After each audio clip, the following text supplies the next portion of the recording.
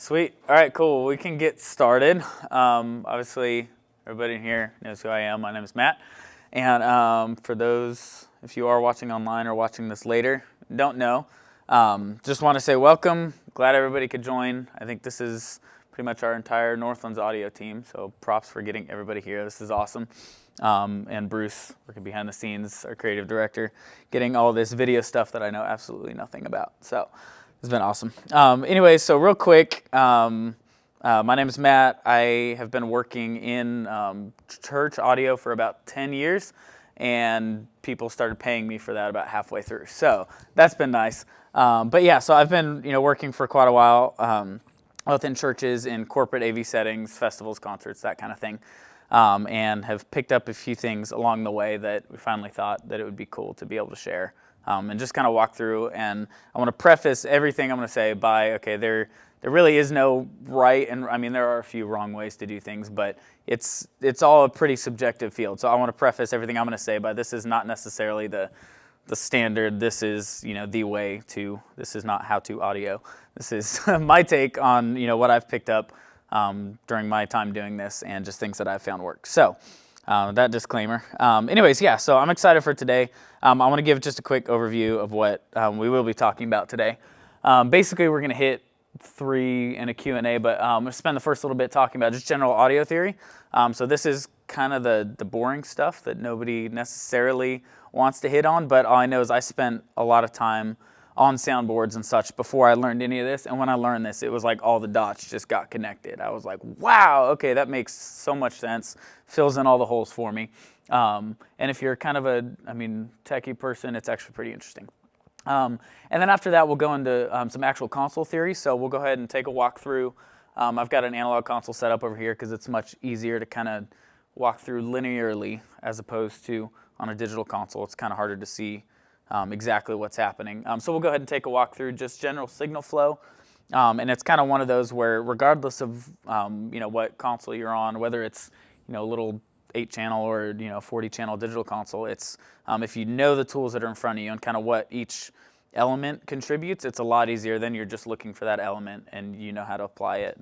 But yeah, so we'll talk through that. And then also we're going to spend, after lunch, we'll spend a little bit of time actually putting together a mix. So I've got some tracks from a show about 2 years ago that we did that sound pretty great, and they're really great for just kind of teaching. And so we'll go ahead and fire it up through here, and we'll kind of walk through input by input, and actually kind of put a mix on it so we can kind of hear the effects of everything we talked about.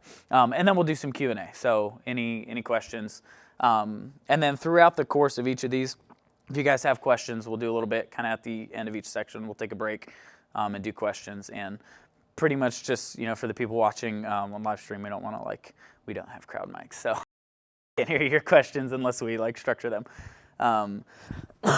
Excuse me. But yeah, sweet. So that's what we're going to be talking about. And yeah, we will have lunch about halfway through, so we'll have that brought here. So hopefully everybody likes quinoa wraps, because that's what no, I'm just kidding. Anyways, yeah, cool. So if that sounds good, we'll go ahead and get started. And we kind of have a loose schedule. We'll try to run for about 45 minutes, take a quick break, and then hit the next thing. So we'll see how that goes. Cool. Well, let's get started. So how sound works, audio theory 101, whatever you want to call it, the physics side of stuff. So basically, great place to start is what is sound. Okay, and I apologize, I'm not, this whole speaking thing is new to me. Again, I got into audio because I'm good at talking to people, so I figured I'd sit behind a soundboard all day. No. Cool, but okay, so what is sound? Sound essentially is air pressure molecules propagating through a medium, moving through air. It could be water, it could be any kind of medium. And the best analogy that I've heard for how to explain how sound works, if I were to have a balloon in this room right now, which I didn't bring one, but there's my balloon. But if I were to take a balloon and pop it in here right now, it would be a great example of how sound moves. So if you think about it, if I were to blow up a balloon, tie it off, I have contained air inside this balloon. It's high pressure, and if I were to pop the balloon, the high pressure molecules that are compressed inside of that, they move outward, extend a force on the rest of the molecules that are in the room until the sound dissipates. So basically, which we got little Ta-da! Yes. Okay, cool. So if I were to pop that balloon, basically what we have, I got a balloon all tied up, high pressure. There's molecules contained inside the balloon. And the rest of the molecules that are outside the room are all at rest. It's at a normal resting state, whatever the air pressure is in here. Everything's normal. As soon as I pop that balloon, the high pressure molecules inside of that balloon want to move out and get back to a lower pressure. They want to get back to a normal resting place of pressure. So what happens, the previously compressed air molecules exert an outward force on all the neighboring ones that were previously in the room, or still in the room, but that were previously at rest.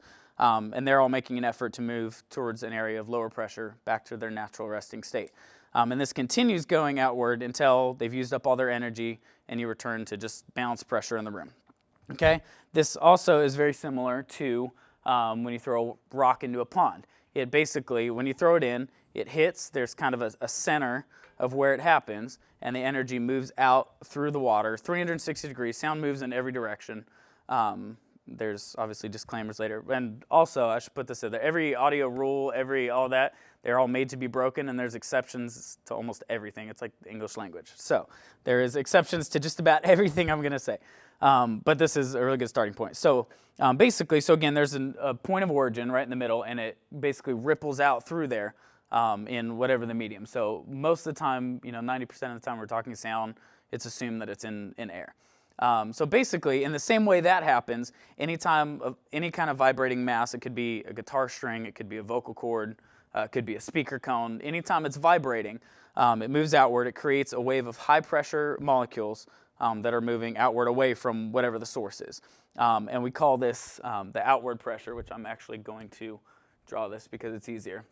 We call it a compression. So say it originates right here. We get this area of high pressure that is actually referred to as a compression. So basically the high pressure moves out, creates all these molecules, high pressure, and then right behind it, you get an area of low pressure that is called a rarefaction.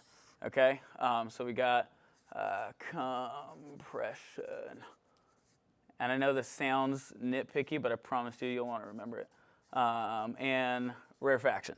Okay, so this is high pressure, this is low pressure. Okay, and basically this equates for one complete cycle of a sound wave. When you're talking in cycles, it's basically one compression. And how this works, just if we go back to the balloon, or even the water analogy, you see behind every area of higher level, the rock hits the water, it displaces a certain amount of water, however big the rock is, which is, you see that coming out by the level of the ripples. And behind, every high level, you've got this little low level, which again is high pressure, high level, low level. And that's how it propagates out until, the farther away you get from the source, the smaller the ripples get, the energy is kind of dissipated. So again, between these two, it should give you a decent idea of kind of how it works. The one important thing to remember, when the air molecules move, the molecules themselves are not actually moving. It's pressure moving through molecules. So as I'm talking at this end of the room, my vocal cords are vibrating high and low pressure, compression and rarefaction moving out that way. I'm not actually moving the molecules that are right here in front of my face to that side of the room.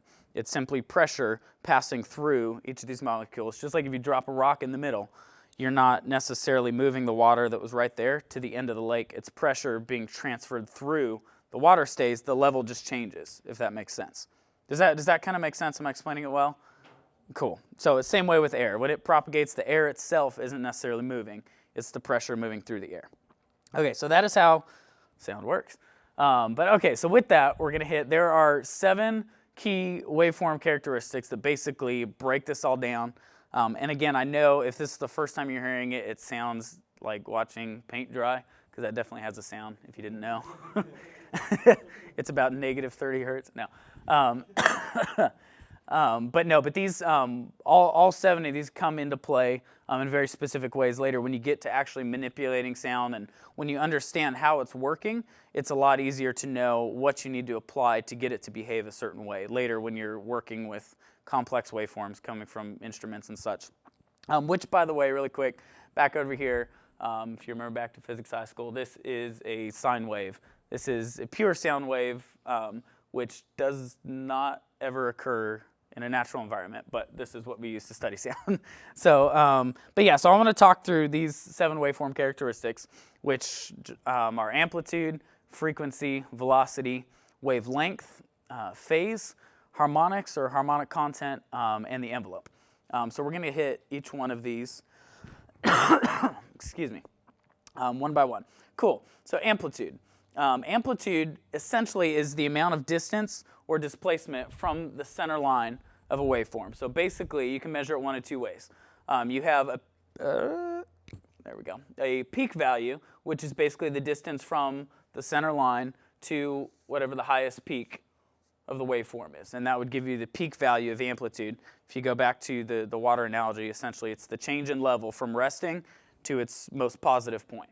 Or you can also measure it in what's called a peak-to-peak value, which is pretty much that. So instead of displacement from the center line, it's the difference between the highest point and the lowest point of deviation from the center line. So basically, the greater the deviation from the center line, the more intense the pressure deviation is in what happened.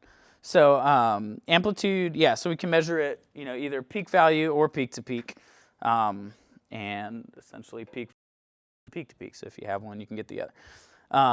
So if we jump over to here real quick, you can basically see my drawing in a nice, pretty form. Let's see. So amplitude, that is when we're talking gain or volume or whatever, essentially in its most broken down kind of building block form, we're talking about amplitude. So that right there kind of explains it in its entirety. That is amplitude. Cool, so next we have frequency, which frequency is defined as the number of cycles per second that a pressure wave makes. So basically, how many times in 1 second does that cycle of a compression and a rarefaction happen? So frequency is expressed in hertz. Hertz is the unit, just like length is expressed in inches or centimeters. Hertz is what we express frequency is. So for example, if we say something is resonating with a frequency of 500 cycles per second, so say it's happening 500 times in 1 second, we say that is resonating at 500 hertz, just to kind of clear that up. So basically, when you hear, if I say, hey, at 200 hertz or 1K hertz, 2.5K, it's basically referring to, okay, how many cycles per second are happening? How many cycles of compression, rarefaction, positive, negative, are happening? And basically, frequency has a direct relationship with pitch. So the higher the frequency, the higher the pitch. So lower frequency, lower the pitch. So when we're talking pitch, whether it's a high voice, a low voice, a high voice instrument, something like a violin as opposed to a bass guitar, talking pitch, it's directly related to frequency. And those are just pretty squiggly lines, completely unrelated. JK. Okay.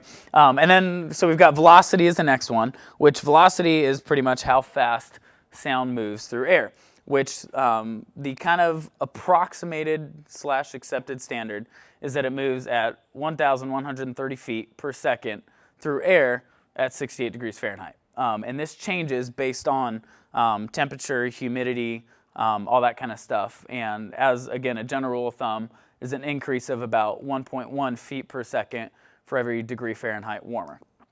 And obviously we know because of the way the sound moves through molecules and energy that, a higher temperature means that the molecules they're easier to move, they're already heated up a bit, so naturally sound is going to move a little bit faster through them, whereas if it's freezing outside, it's going to move a little bit slower. So that is, and velocity comes into play more in the next one, which is wavelength, which is essentially literally a physical distance that it takes for the wave to complete one cycle. So as these pressure waves are moving, but do I still have everybody? Am I talking way too fast? I think that venti iced coffee just hit me, so I apologize. Look at me weird if I'm rambling. No. Okay, so wavelength really is the physical distance that it takes for one of these cycles to happen. And it has an indirect relationship with frequency. So basically, the higher the frequency, the more cycles of that happen per second, the shorter the distance it's going to take. So basically, you can find, let me see, no, I put it up there. Quick way to find the length of a wave is you just divide the velocity by the frequency. So 1,130 feet per second divided by whatever frequency you want to find out. If you divide it by 1,000 hertz, it's roughly, a foot and 1.13 feet long, roughly. And that's basically, let's see here. Yeah, so that's wavelength. It's literally the physical distance, and this comes into play in several different areas, but mostly, when you get into things like speaker placement and that kind of thing. If you get, too close to a boundary and it, reflects at a certain physical distance, it's going to interact, which is actually what we're going to talk about next, phase, which is interaction between multiple sound waves. So phase, for one, it's measured in degrees. Okay, sorry, real quick. Wavelength, all these other ones, everybody tracking so far? We good? Okay, cool.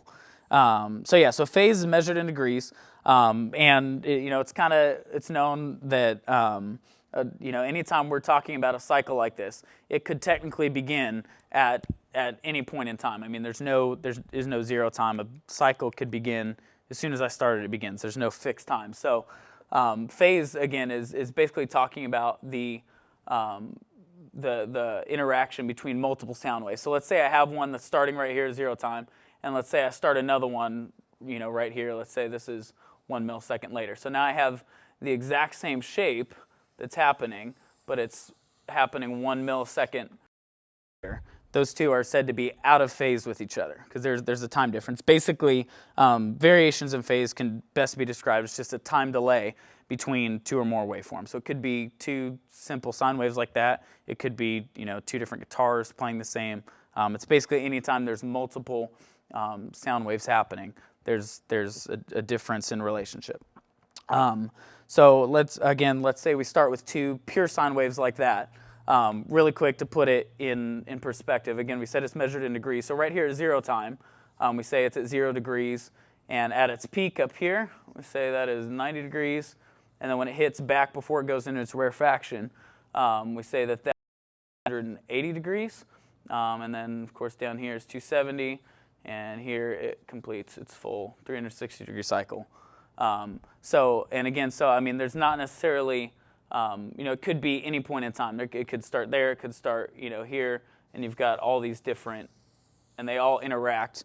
The other thing about phase is that anytime waves are interacting like that, they always interact additively. So basically, at the points when they're both on the positive side, they're going to add together to be twice. So let's say I have, in fact, I'm going to start another cleaner looking one here.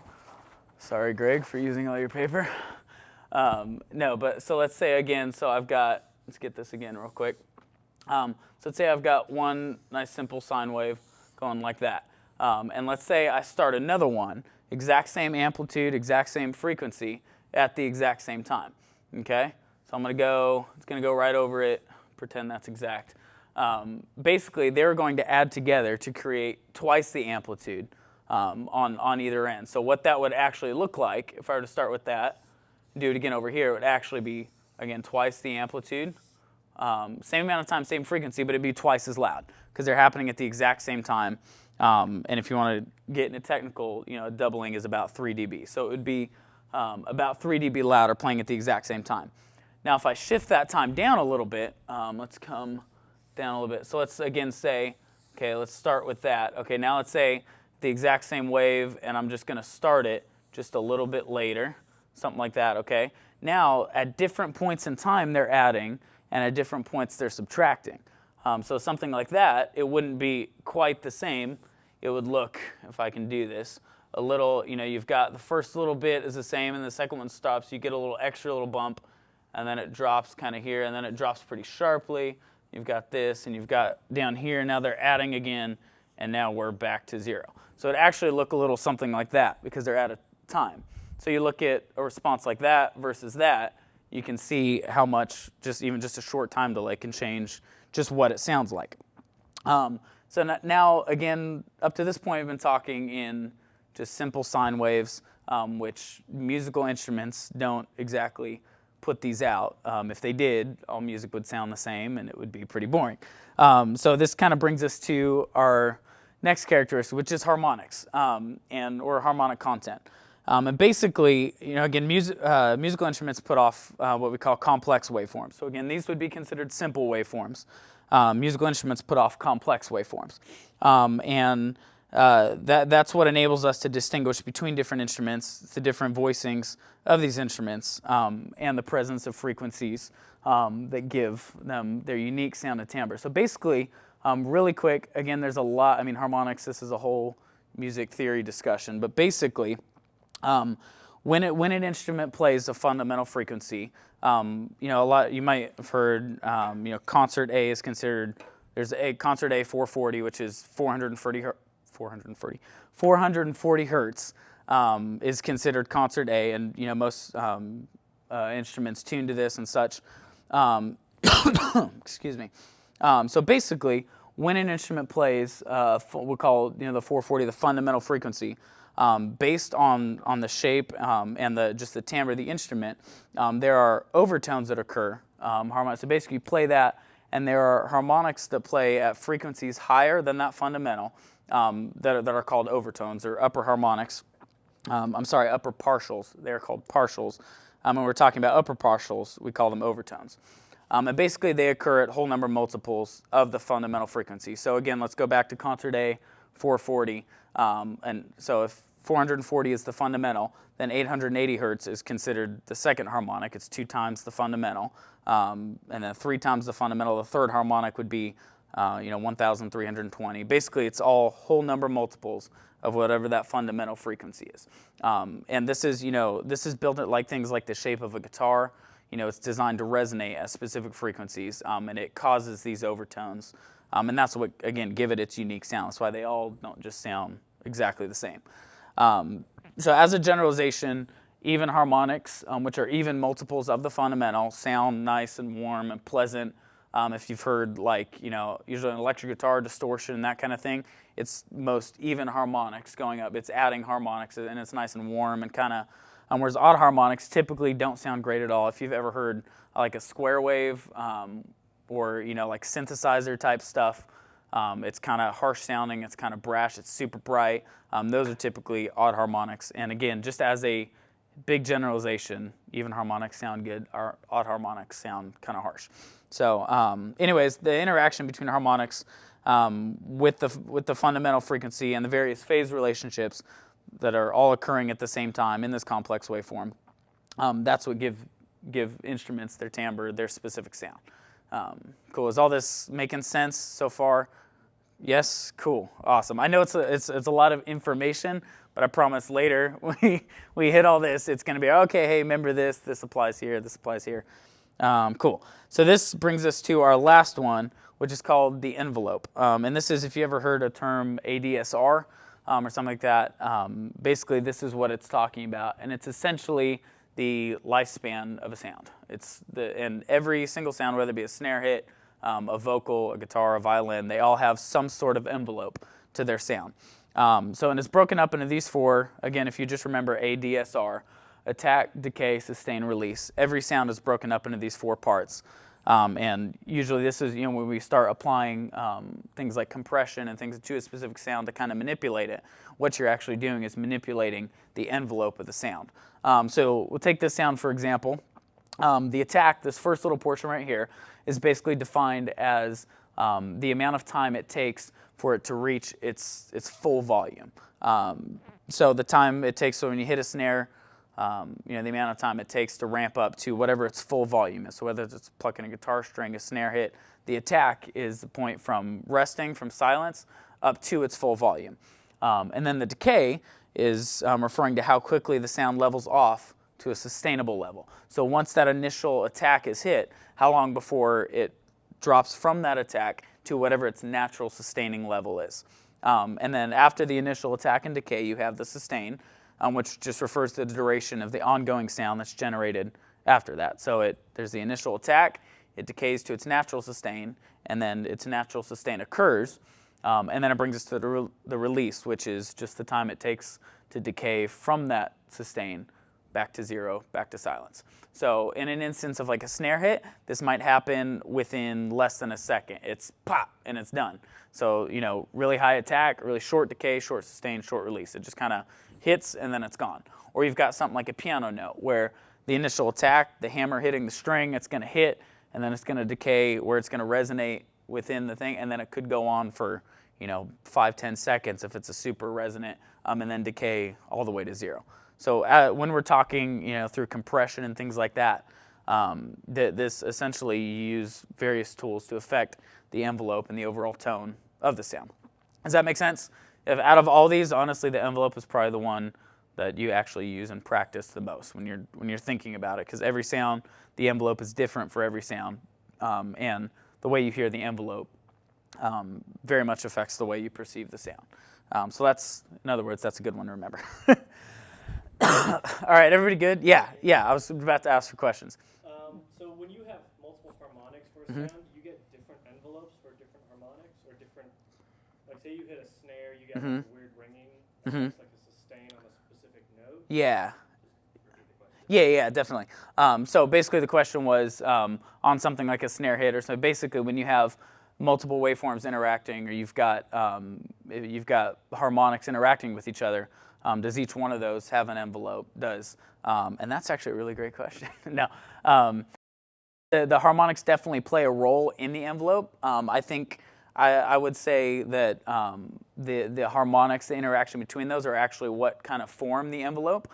So the envelope is dependent on some of those. If they're, like, for example, let's take, snare is a wood shell. You could make the argument, guitar is somewhat of a wood shell. They resonate at different, and because they're attacked different, the overtones within the snare, whatever kind of wood it's made out of, the way it's tuned, is going to affect the envelope of the snare. So, if it's tuned, super resonant, then you're going to have more of a sustain in there, because that note's going to ring out for a while. Whereas if it's tuned where those overtones were dead, and throw a wallet on top of it, throw a moon gel or something that kills those overtones, it's going to significantly shorten the sustain of the envelope. So I would say the harmonics on that, they affect the envelope, not necessarily the other way around. I wouldn't say that each harmonic necessarily has its own envelope. I mean, I think in theory it technically does, but again, what we're looking at is the complex, or the interaction. Again, they all add and subtract with each other to kind of put out a complex waveform at the end. But yeah, so that was great. While we're pausing here, any other questions up to this point? So when you're tuning a guitar and they're not quite in tune, and you get that warble. Yeah. That's exactly what it is. Yeah, the question was, okay, when you're tuning a guitar, they're slightly off from each other, and you kind of hear this phasing between, which is exactly why we call it that, because essentially what you're hearing is the slight, when you're tuning, you're trying to get them to the same frequency. So there's maybe one, say you're tuning your A string, you're trying to get it at 440, and maybe it's sitting at 430. There's going to be, again, frequency is how many cycles per second. So if it's a different frequency, there's a shift in time. It's a different, you're having more cycles happen in a second than the second string that you're trying to tune with. So that's exactly what you're hearing, is basically this coming out where they're slightly, and there's actually a term for that. They're actually called beats. And it's a psychoacoustic thing that when you hear two frequencies that are basically extremely close together in frequency but not quite on, you hear that sound, exactly that phasing where the volume kind of goes up and down. It's actually called a beat. Not to offend our drummers. No. But yeah, that's exactly what it is. Cool. Any other questions before I jump to the decibel? Which that's a motorcycle, not a decibel. But motorcycles have lots of decibels if they're good. No. Okay, cool. So we're going to jump to this real quick. We're going to talk about loudness and the decibel, because this is kind of the next area of theory that... now, I will say the decibel, for one, by definition, it is a tenth of a bell. Which a bell named after the guy who invented telephones, Alexander Graham Bell, hence the capital B in dB. If you ever see dB, it is lowercase d. The capital B is for this guy's name. Props to him. Cool. Shout out. No. But the interesting thing is a decibel on its own, and again, I'll preface this, there's a huge amount of math that you can get into behind decibels. It's all based off a logarithmic scale. And as much as I like the title audio engineer, I'm not exactly an engineer. So we're going to stay away from the math. But basically, a decibel on its own, it doesn't actually relate to any fixed signal level. Basically, it's a convenient way to explain ratio between two levels. Essentially we can pick any voltage level, any power level to be our 0 dB.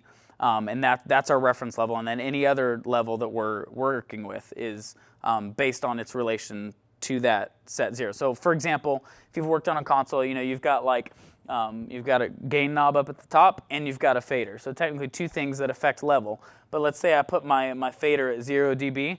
That 0 dB is technically dependent on whatever my level at the top is. If I've got my preamp up at the top, if I've got it wide open, that 0 dB is going to sound a heck of a lot different. It's going to be a very different level than if I have this preamp all the way down and I put that at 0. Does that make sense? And that's a hardware example. But basically, just say that the decibel, it's not. It can be. It's not to any fixed value. There is no technically. Okay, this is 1 dB. It's ratios. It's again just a convenient way to explain ratio between 2 different levels. Again, you think of the whole preamp fader combination. They're dependent on each other. Your 0 dB is dependent on things farther upstream.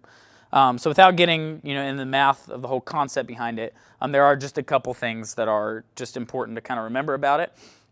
First one being that decibels are logarithmic in nature, which basically means 1 dB or 2 dB louder doesn't necessarily mean twice as loud. Technically, let's say a boost of 20 dB is technically 100 times the previous power level. The easiest way I've thought, which I have some of this in this little table here, but basically, if you look, the 20 dB, 30 dB, that is the amount of zeros that are technically, so 20 dB would be 100 times the previous power level, 30 dB would be 1,000 times, 40 dB would be 10,000 times louder. So that's technically what's so when you bump something, if you put up 20 dB, or even if you go, let's say you just do 3 dB, if you look on here, it's really just a doubling. It's not actually 3 times as loud, if that makes sense. And again, you don't want to get into all the math. There's a whole, again, it's all based off of the original voltage that was set for telephone line and all that, but we're not going to hit all that today. Second thing is that, again, just an accepted standard, 3 dB is an equivalent to doubling the output power, and 6 dB is an equivalent doubling of voltage, which, again, if you remember back to physics at all, voltage is basically power without regard to impedance. So it's basically power minus the resistance aspect of the whole equation, which, again, they took that into, when they're running telephone lines, it was sending, I think, technically 0.775 volts because of the resistance and all this, and then they changed it to, hey, we're going to forget about resistance and just send a 1 volt down. So there's a whole backstory to it, but basically 3 and 6 dB is what you remember. So, so say, you're on a fader or even making an EQ boost or cut, it's always, okay, well, how much do I boost or cut?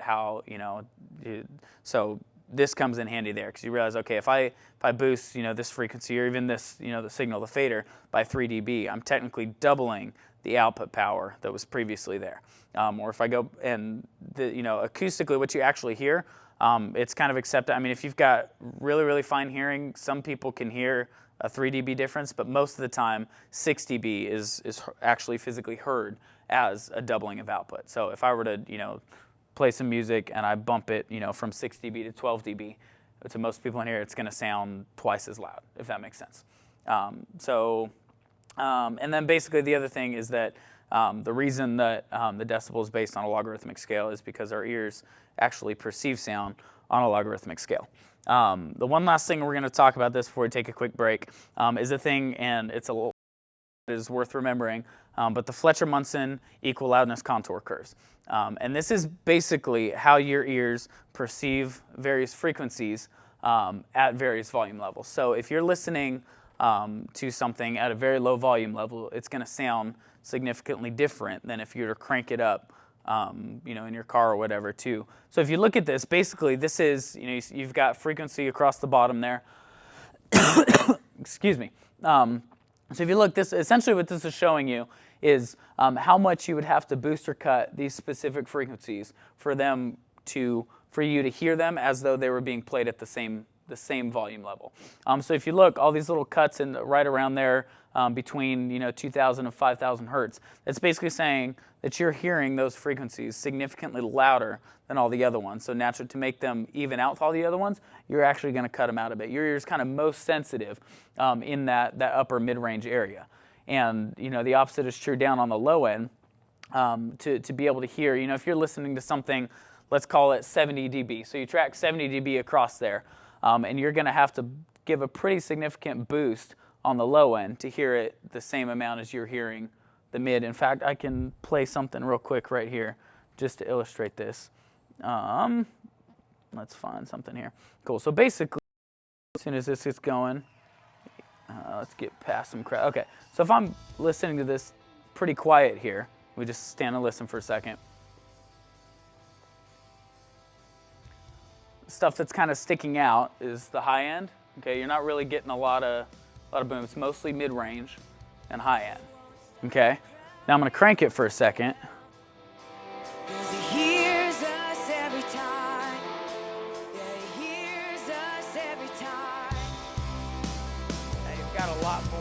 A lot more of the low end apparent. So it's A, B, and second scope here. I'm going to back it back down to here.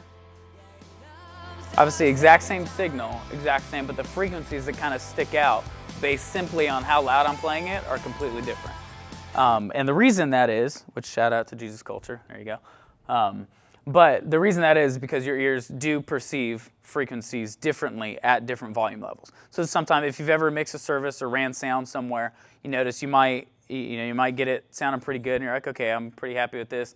And then you crank it up a bit and it's like, whoa, hold on, this sounds completely different. Or maybe you mix it and it's way too loud and someone's like, hey, we got to bring it down a little bit. So you just you might just grab your master fader and bring it down a little bit, but now the whole mix sounds completely different. And it's because your ears literally hear them different at different volume levels. And again, this applies across the board in a lot of, but this is just important to remember. So basically the takeaway being your ears are most sensitive to mid-range frequencies. And then the super, super high and the super, super low, those are anytime you start experiencing hearing loss, which is inevitable the older you get, that's exactly where it goes from first. It's the super, super high end and the low end. It basically takes your scope of hearing and shrinks it in progressively until you get to where everything you hear sounds like a telephone. Apparently, I've been told. I don't know, but I'm just kidding. Anyways, cool. So at this point, any questions? Yeah. Is the goal to try to make all the frequencies at the same volume? Yeah, the question was, is the goal trying to even out all the frequencies, make them sound all the same volume? I will say a generic yes. Basically, as a starting point, there's actual loudness, which is literally how much air in the room is being moved, how much pressure is actually being transferred. But there's also apparent loudness, which is and apparent loudness is directly tied to how full that frequency range is. So if I'm hearing, again, let me stick this on again for a second. Let me go, sorry. Let me get forward a little bit. So there's apparent loudness where basically right now the EQ on this is flat, okay? If I pull out all the mid-range, okay? So I'm gonna leave the volume the same right here. This is with me pulling out all the mid-range on it. Now if I take the mid-range and put it back in, it sounds like it just got a little bit louder. Technically, the volume level didn't change at all, but the apparent loudness. Now granted, there's a little bit of a volume boost because when you do cut frequencies, you are cutting a bit of volume, but it's apparent loudness. The mid-range kind of brings that. Basically, when you fill out the whole spectrum, it comes across as louder because every frequency is coming across. It all kind of has its, as opposed to if I just kind of have, the top end and the bottom like this. It's not very powerful. It's not very loud. And our CD is skipping, lovely. But anyways, yeah, so to answer that question, I think the loose goal is, yeah, you do kind of want every frequency present. And when you're talking, when you're approaching a mix or something, you definitely want, you'll kind of find that instruments sit in different areas in that scope. So you kind of want to have everything so that you do have a full spectrum of sound, if that makes sense. Does that kind of answer your question? Cool. Any other ones? On any of this, any of the theory, any of the... We good? Sweet. We'll take a quick break. And yeah, sweet.